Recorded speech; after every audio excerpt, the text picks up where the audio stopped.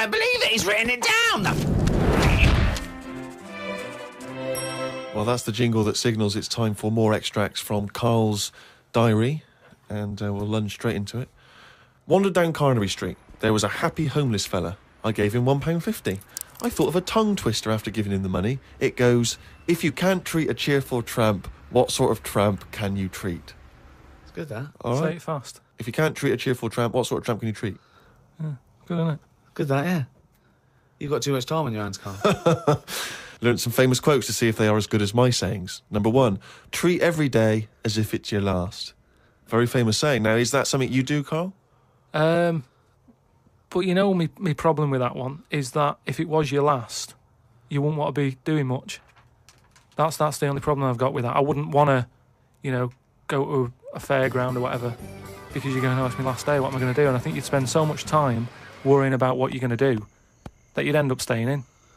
I think you're right. You've taken some of the poetry out of it. I think it means live life to the fullest, right? I like the fact that you were musing on the idea that if it was your last day, you'd go to the fair. It's getting such a 19th century way of spending your final day. I know, yeah.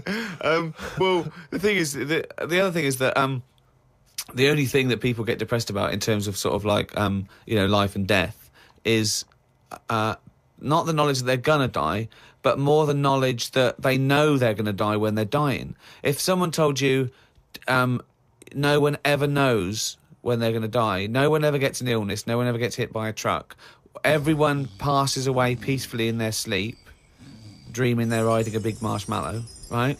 Then you wouldn't care about anything. It wouldn't matter when. It wouldn't matter if you died tomorrow or in 30 years' time. You'd just live life to the full. You'd have it every day would be great. You'd go out, you'd come back, you'd fall asleep. That would be amazing. There'd be no stress. There'd be no angsty, we're all going to die stress, because it wouldn't matter, because it would just be your life. Wouldn't it be amazing if someone guaranteed you, Karl, you're going to die in your sleep? I'm not going to tell you when. Yeah, but some people do, don't they? Well, exactly. Yeah, but we never know we're going to, because we stress. What if we get a dreadful illness? What if we, But we're almost not letting people die naturally anymore, are we? Because we're always bodging stuff up. What do you mean? Well, someone who might naturally die in the sleep aren't allowed to naturally die in the sleep because they wake them up with those electric things and get them going again and pop in a new lung or whatever whilst they're at it. That's what I'm saying. They don't just... You never hear it anymore, do you? Frank peacefully died in his sleep. No, he died on the operating table whilst we were putting in a new lung. They don't die naturally anymore. Frank died peacefully with 40,000 volts going through them and a couple of people going, clear, clear. Rushing about today. Got to get a lot done as I'm flying to Malaga tomorrow to see my mum and dad. Don't like flying. I'd be happy if they give you a parachute instead of a life jacket. They say Da Vinci invented the parachute as well as the helicopter. He never got round to making them, though, because he only drew them on some paper. Got up at 5 a.m. as I had to get to Heathrow to get on the plane to see mum and dad in Malaga. Went out for a drink with a cousin who lives in Spain. Ain't seen her for 27 years. Oh, that must have been tricky, making conversation. I didn't really bother. Because where do you start? I might as well go up to anyone in the street and start having a chat. Yeah, you have to get further back than... did you want Chantal to win Big Brother? Yeah. Me dad and me talked about history. I said we shouldn't go on about things that happened ages ago because I bet something similar has happened more recently. Brilliant. Read about an island in the Indian Ocean where there are tribesmen still living like they're cavemen.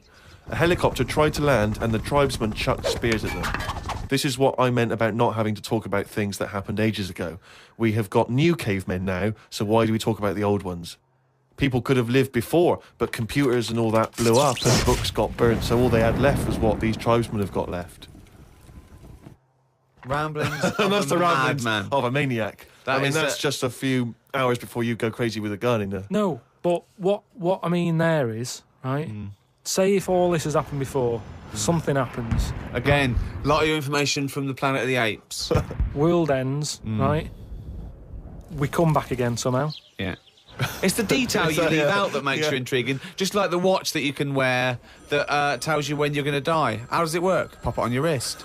That's all the detail you need. So the world happened, we came back, Have you seen the pictures?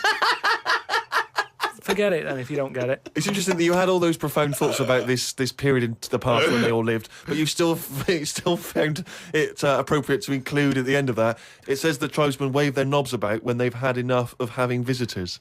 That's what it said in the paper. That's what happens. They're quite happy. What paper is this that you're reading? It was in like a paper a couple of days ago. It said they don't mind having visitors if they're bringing them coconuts and stuff that they can eat. Once they've got everything they need, they start waving the tackle about, and that means like, right, leave now, which you would, wouldn't you? Yeah, at a dinner party. My grandfather used to do that.